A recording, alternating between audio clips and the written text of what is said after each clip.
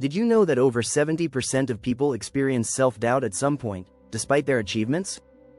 Or that perfectionism can lead to a higher risk of anxiety, depression, and even burnout? These mental traps are more common than you think, and they might be holding you back from living your best life. In this video, we're going to uncover 13 psychological mind traps that trick your brain every day. From the constant chase for perfection to the belief that you're not good enough, these traps can hijack your success, happiness, and even your relationships. But don't worry, there's good news. You can break free from these traps, and we're going to show you how. In the next few minutes, we'll dive into strategies and real-life examples to help you recognize and overcome these mental roadblocks. Get ready to change the way you think and unlock your true potential. Chapter 1. The Mirage of Perfection. Why chasing it will always let you down. Perfectionism sounds like a goal worth chasing, but in reality, it's more of a trap. We often believe that if we can just be perfect in our work or appearance, everything will fall into place. But here's the truth: chasing perfection is a surefire way to feel stuck. Studies show that perfectionists are more likely to experience anxiety, depression, and burnout.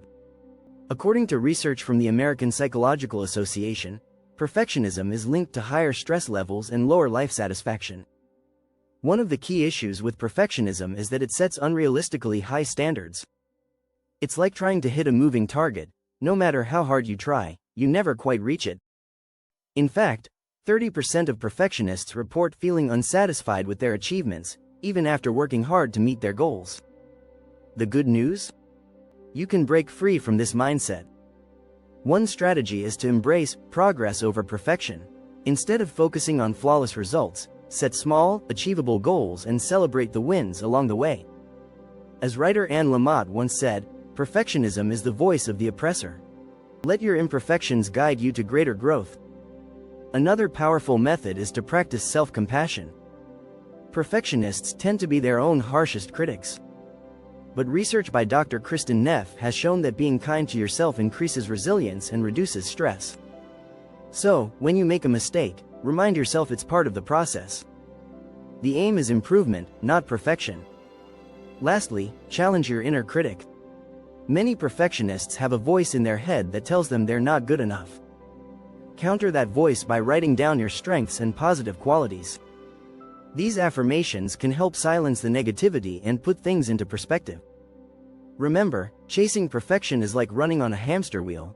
You're working hard but never getting anywhere. Instead, aim for progress and personal growth, and watch your mental health and happiness improve. Chapter 2. The Echo Chamber Effect. Are you really thinking for yourself? Have you ever noticed how easy it is to surround yourself with people who think just like you?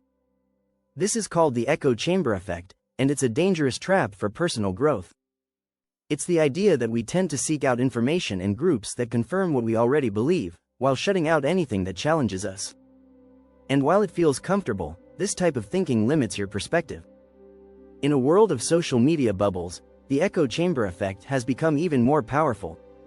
A 2016 study by MIT found that fake news spreads faster than real news because it aligns with people's biases.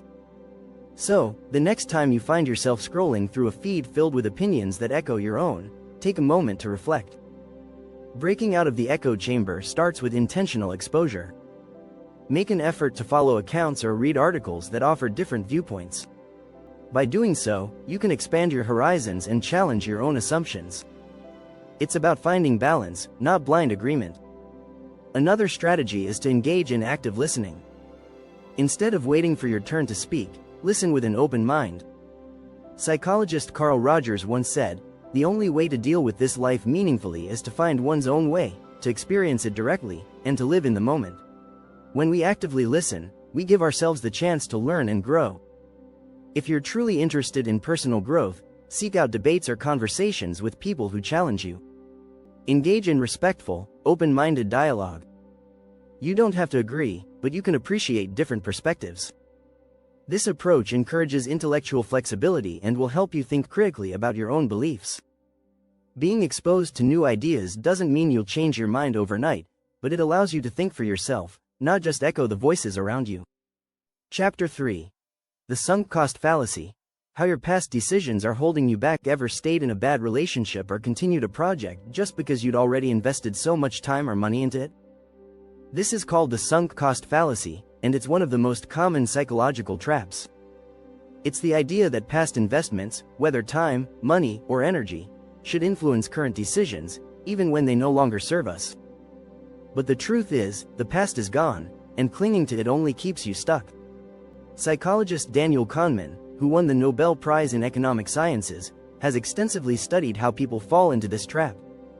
He explains that people tend to throw good money after bad when they fall victim to the sunk cost fallacy. One study showed that people who invested in a losing stock were less likely to sell it, even though they would have been better off cutting their losses. So, how can you avoid this trap? The first step is to recognize it. Once you realize you're sticking with something just because of past investments, ask yourself, would I make this decision if I were starting fresh today? If the answer is no, it's time to move on. Another strategy is to reframe your thinking. Instead of focusing on the costs you've already sunk, shift your attention to what's best for your future. The real cost comes from continuing to invest in something that's no longer serving you. Psychologist Richard Thaler, another Nobel laureate, suggests practicing mental accounting. In simpler terms, treat past investments as irretrievable and focus on what's best moving forward. For example, if you've spent months on a project that's going nowhere, it might be smarter to cut your losses and invest your time elsewhere. Letting go of sunk costs is not easy, but it's essential for progress. As entrepreneur Tim Ferriss wisely put it, focus on the process, not the outcome. When you stop worrying about past investments, you'll be free to make decisions that benefit your present and future. If you're finding this content helpful, don't forget to hit the subscribe button. You don't want to miss the next chapters, where we dive deeper into more psychological traps and how to break free from them. Chapter 4. The Imposter Syndrome Trap. Breaking free from self-doubt. Imposter syndrome can be a sneaky mental trap, making you feel like you're not deserving of your success. It's that voice in your head that says, I got lucky, or I don't belong here.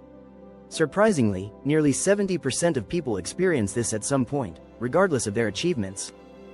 From students to CEOs, anyone can feel like a fraud. The truth is, imposter syndrome isn't about your abilities, it's about perception.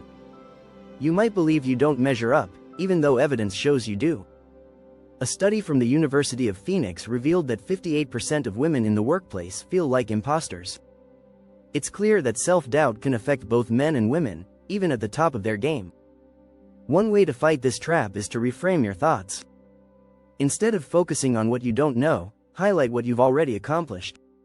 Keeping a success journal where you record wins, big or small, can be a game changer. Looking back at these moments reminds you of your capability. Another method is to embrace vulnerability. It may sound counterintuitive, but acknowledging your doubts can actually empower you. When you accept that everyone feels insecure sometimes, it removes the power of those feelings. Brené Brown, a researcher on vulnerability, says, vulnerability is not winning or losing. It's having the courage to show up and be seen when we have no control over the outcome. Also, remember that perfection isn't required. You don't need to know everything or be flawless to succeed. In fact, it's often our mistakes and learning experiences that contribute to long-term growth. The key is to recognize that everyone experiences moments of doubt. What matters is how you respond. Lastly, seek mentorship. Talking to someone who's walked the same path can help you realize that even the most successful people wrestle with similar feelings. This connection is a great reminder that you're not alone in your struggles.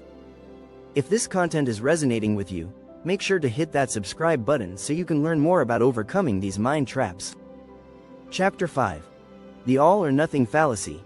Why life isn't black and white. Have you ever found yourself thinking in extremes? Like if you're not perfect, you're a failure? This all or nothing thinking is a mental trap that distorts your reality. It's easy to think life is either success or failure, but that's simply not true. The truth lies somewhere in the middle. The all or nothing fallacy can cause unnecessary stress. Research has shown that individuals who see things in black and white terms are more likely to experience anxiety and depression. In fact, a study published in Behavior Research and Therapy found that all or nothing thinking is strongly linked to increased symptoms of mental health disorders. So, How can you combat this way of thinking? The first step is to embrace the gray area in life.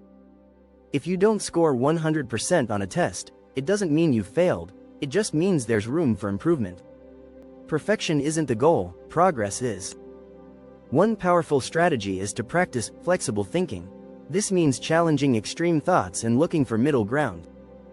For example, instead of thinking, I have to exercise every day or I'm not fit, try, I can aim to exercise 3 times a week, and that's still a healthy habit.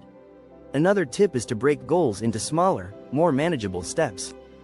All or nothing thinkers often feel overwhelmed because they try to tackle everything at once. But by breaking tasks into bite-sized pieces, you can make steady progress without feeling stuck in an impossible standard. In addition, remind yourself that setbacks are part of the journey. Life is full of ups and downs, and success often comes from perseverance rather than perfection. As Thomas Edison famously said, "I have not failed. I've just found 10,000 ways that won't work." Finally, develop a mindset of self-compassion. Treat yourself with the same kindness you'd offer a friend.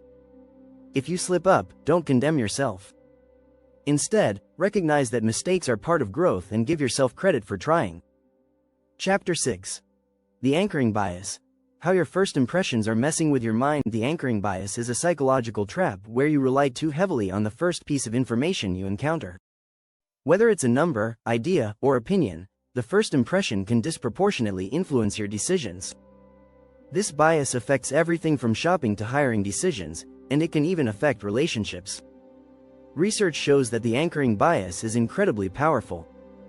In one famous study, participants were asked to estimate the price of a bottle of wine after being shown a random number. Those shown a higher number guessed the wine was more expensive than those shown a lower number, even though they were all looking at the same product. The key to overcoming the anchoring bias is awareness. Simply knowing that it exists can help you make more objective decisions. The next time you're faced with a significant decision, pause and ask yourself, is this initial information really the most important factor? Another strategy is to actively seek out a variety of information before making a choice. Instead of trusting the first impression or number, look at multiple sources to get a clearer picture. For example, if you're making a big purchase, compare prices from different stores or websites. Also, consider taking your time. The anchoring effect is often stronger when we're rushed. If possible, give yourself space to reflect on your options before jumping to conclusions. One way to combat the anchoring bias in negotiations is to introduce your own anchor first. A study by behavioral economist Dan Ariely shows that people are more likely to settle closer to your initial offer than they are to the opposing side's first offer. Lastly, be mindful of your emotions. The anchoring bias is often tied to how we feel in the moment. When emotions are running high, we're more likely to rely on first impressions and overlook key details. By calming your mind, you can make clearer, more rational decisions. By understanding and applying these strategies, you can avoid falling victim to the anchoring bias and make more informed, balanced choices in your everyday life. Don't forget to subscribe so you don't miss out on even more life-changing strategies in future videos. Take control of your mind and start thinking with clarity today.